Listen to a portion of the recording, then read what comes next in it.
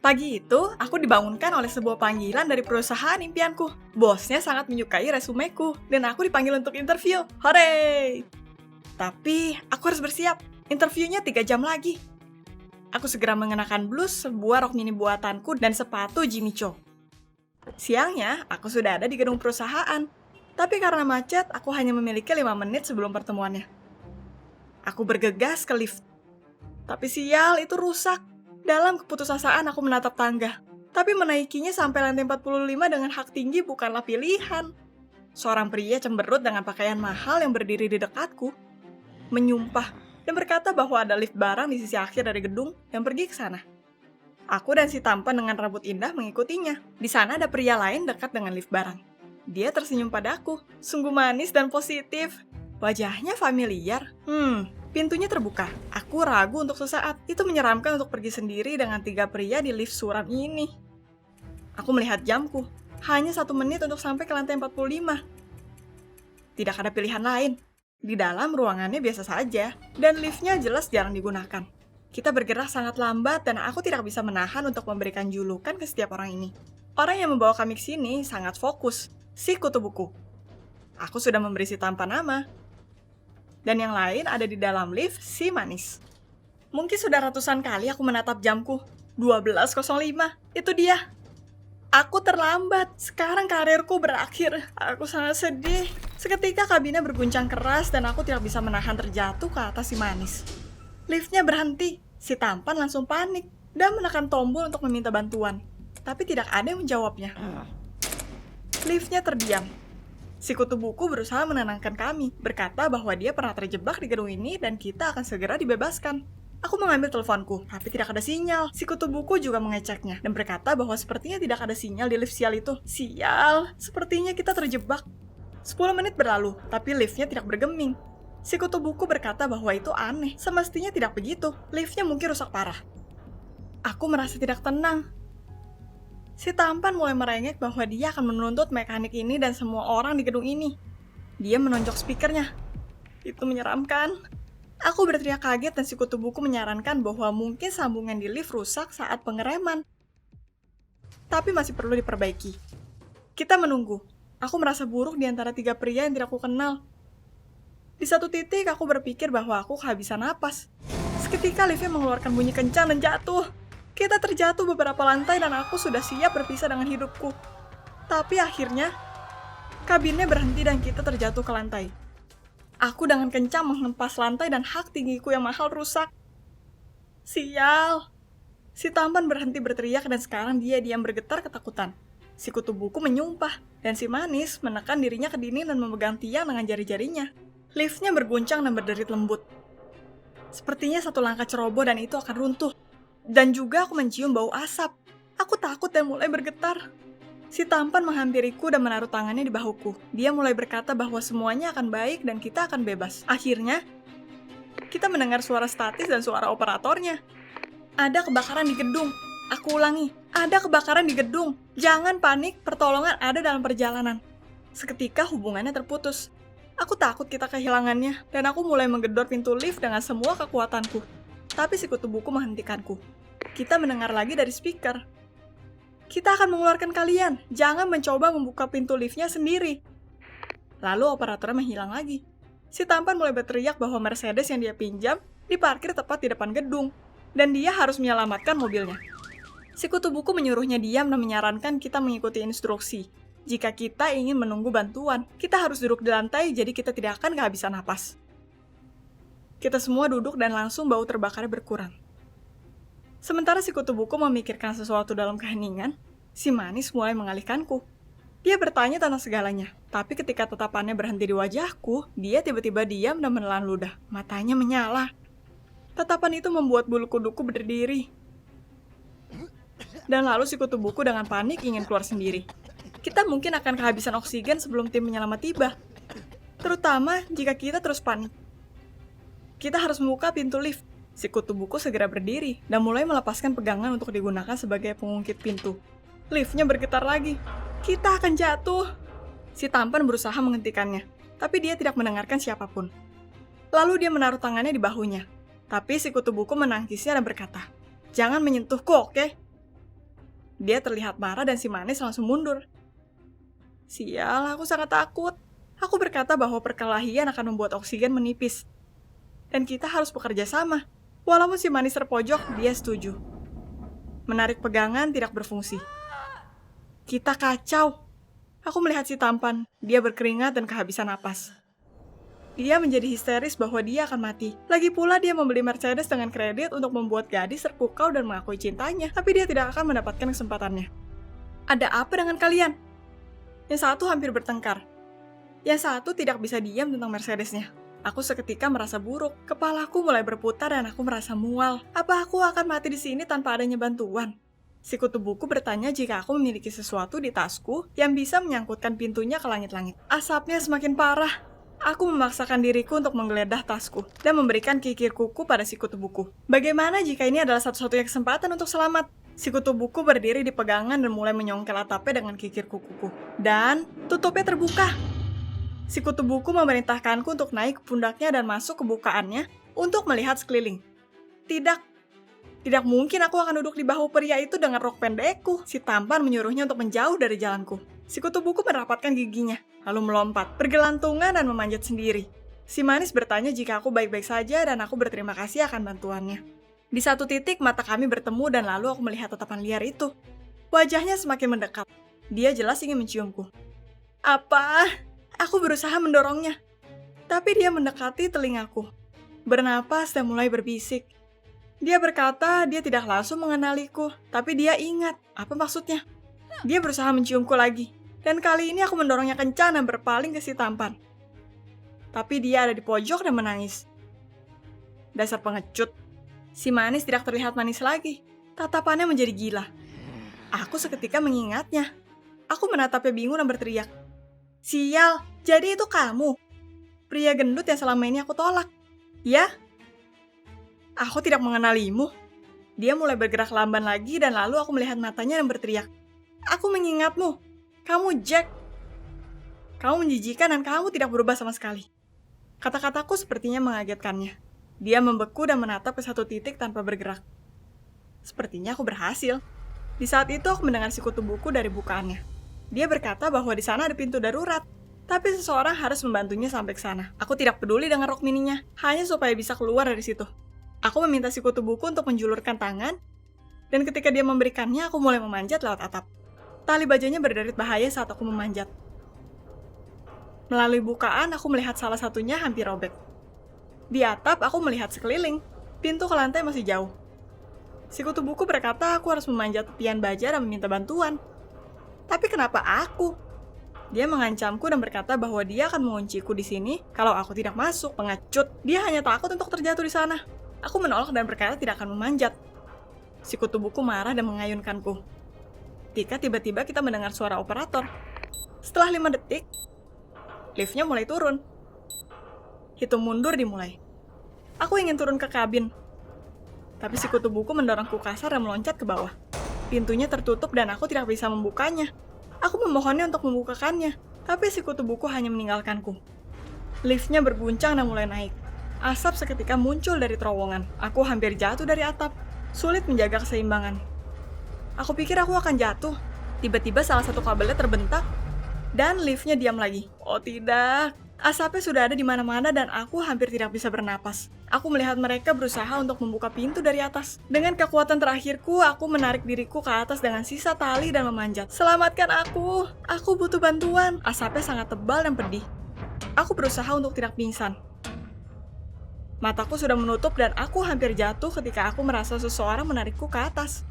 Aku sadar dan di suatu saat, aku mendapat panggilan lain dari perusahaan yang sama. Dan diminta untuk datang ke sebuah interview. Setelah semua yang terjadi padaku hari itu, aku hanya harus datang ke kantor mereka. Kali ini aku memakai sneakers dan berjalan ke lantai 45. Aku mengetuk pintu kantor bosku. Dan ketika aku membuka pintu, si kutu buku yang terlihat terkejut sepertiku duduk di meja. Aku dengan kasar menutup pintu. Sudah cukup untukku. Hai, namaku Vicky, aku 14 tahun. Pernahkah kamu merasa bergantung pada sesuatu? Aku tidak bisa hidup sejam tanpa internet. Seseorang merokok. Seseorang tidak bisa hidup tanpa belanja. Yang lain secara rutin mengunyah sesuatu, dan aku tergantung pada jaringan sosial. Tonton videonya sampai akhir dan kamu akan temukan apa yang seseorang lakukan jika akses ke obatnya dihilangkan. Aku tinggal dengan orang tuaku dan mereka akan menentang jaringan sosial.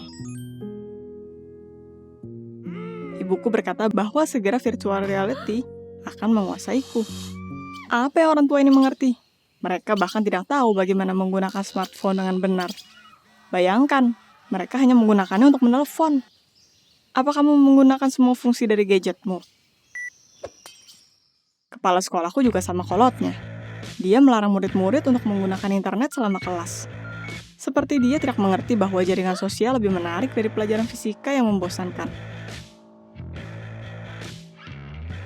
Aku tidak bisa menerima larangan itu. Aku segera mengumpulkan orang sepertiku untuk menyelenggarakan protes. Gurunya mengacuhkan kami, jadi aku memutuskan untuk menarik perhatian pada diriku dan melempar batu ke jendela gym. Aku pikir aku sedikit salah perhitungan. Batunya terbang langsung ke jendela dari kepala sekolah. Ups. Aku dihukum karenanya.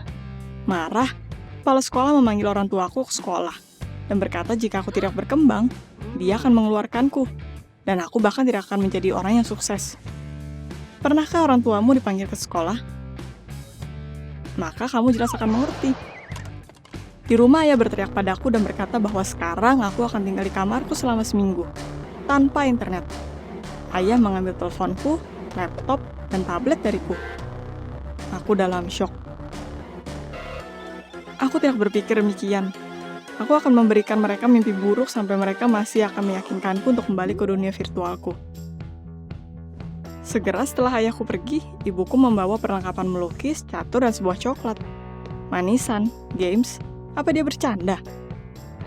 Aku memutuskan untuk mogok makan sampai aku mendapatkan setidaknya smartphone-ku kembali. Perutku sudah berbunyi, tapi aku bersikeras. Untuk menakuti ayah dan ibuku, aku mulai menghancurkan kamar. Jika ayah mengunciku, aku akan menghancurkan tempat ini. Ibuku berdiri dengan keras kepala di depan pintu, menyuruhku berhenti berteriak. Aku menikmati membuat orang tuaku marah dan mendengar ibuku meloncat ketika aku menendang pintunya. Malamnya aku sangat lelah terkunci. Aku memiliki ide untuk kabur dari jendela. Dan kenapa aku tidak memikirkan itu sebelumnya? Pelarianku tidak berhasil. Ayahku menangkapku. Sebagai hukuman, dia mengunciku di kamar mandi dan berkata padaku bahwa itu untuk kebaikanku. Bagaimana dia bisa melakukan ini padaku? Tidur di kamar mandi sangatlah tidak nyaman. Paginya aku merasa sangat kelelahan. Aku ingat bahwa aku belum makan sejak kemarin. Rasa laparku membuatku lebih marah pada orang tuaku. Untuk sedikit rileks, aku membuka air panas. Tak lama aku mendengar suara aneh. Mereka jelas ada di suatu tempat yang dekat. Apa aku menjadi gila? Tidak. Ini adalah penyiksaku yang berbicara dan tertawa di dapur seperti tidak ada yang terjadi. Mereka tidak peduli bahwa anaknya tak lama lagi akan menjadi gila tanpa internet. Sementara aku berendam dan mendengar gangguan, satu dari orang tuaku menyelipkan catatan dari bawah pintu. Mereka menyuruhku bermeditasi. Beraninya mereka. Mimpi. Aku akan memenangkan kembali internetnya. Tidak peduli apa yang terjadi. Aku menghabiskan 2 jam ke depan berlari di sekeliling kamar mandi, menyusun balas dendam. Bagaimana aku meyakinkan moyangku bahwa aku tidak bisa hidup tanpa smartphone? Lagi pula tidak ada yang lebih brilian daripada berpura-pura aku merasa sakit. Aku akan membuat keributan besar. Aku akan sengaja memukul pintu jadi ibuku akan mengecekku dan bertingkah seolah aku akan pingsan. Rencanaku gagal. Menyiapkan demonstrasi untuk pingsan, aku memutuskan untuk memecahkan cermin dengan tanganku dan melukai diriku dengan pecahannya. Takut, aku menjerit dan mulai memanggil ibuku seperti seorang gadis kecil. Ketika ibuku melihatku sampai kuping dengan darah, dia hampir pingsan ketakutan dan segera mulai menolongku. Sementara ibuku mengobati tanganku, aku malu akan kelemahanku sendiri. Jadi dengan sebuah niat jelas, aku mengirim ayahku ke neraka karena dia menawarkan untuk membacakanku dongeng. Aku akan menunjukkan padanya bagaimana mengingat masa kecil. Di pagi hari ketiga tanpa internet, aku lelah akan kekosonganku. Jadi aku mulai membaca. Itu sudah lama sejak aku membaca sebuah buku. Membaca membuatku terkagum, dan aku hanya berhenti membaca di malam hari. Sebelum aku pergi tidur, aku mendengarkan suara orang tuaku di dapur. Aku penasaran apa yang mereka bicarakan. Mungkin tentang betapa buruknya anak mereka. Aku seketika ingat bagaimana takutnya mereka ketika mereka melihat tanganku dengan darah. Aku berpikir terlalu jauh dan memperlakukan orang tuaku terlalu kasar. Pernahkah kamu menyesali aksimu? Di hari keempat, aku memutuskan untuk berhenti membuli orang tuaku dan mengganti taktikku. Aku akan bicara dengan mereka, menjelaskan pada mereka kenapa aku butuh internet, dan mereka akan menemuiku di tengah jalan. Selama setengah hari, aku muncul dengan solusi untuk melindungi kecanduan internetku. Aku bisa dengan cepat menyebutkan keuntungan dari internet, tapi terhambat di kerugiannya.